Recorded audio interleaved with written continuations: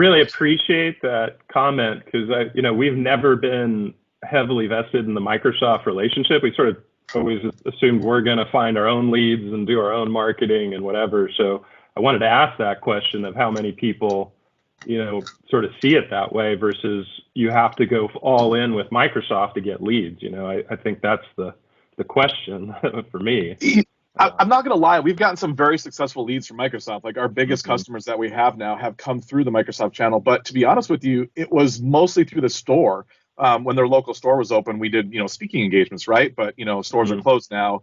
And that changed. But then we did get a lot, I would say a significant number, it's probably about 100 in the past, year and a half that came through, the Pinpoint or whatever they call it. It had a different name for a while. But, the challenge with that is if all those words, the chat leads, right? Like someone goes on Microsoft.com, hits Office 365, says chat with a thing. And the person it's maybe it's even automated now with the bots, but those come through and I'd say 80% of those were, people didn't have budget, researching, whatever, right? So a lot of that was garbage. Generating your own leads.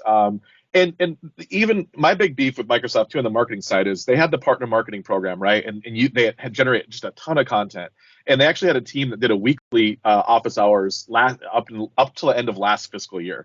And that team even got the axe, right? And so those people got folded into Dynamics somehow. And there's, I don't know, they keep sending invites to different, teams channels that they're building. But ultimately, you're basically on your own. And we've been just way more successful with, AdWords on Google, Bing ads as well, display ads, and then LinkedIn.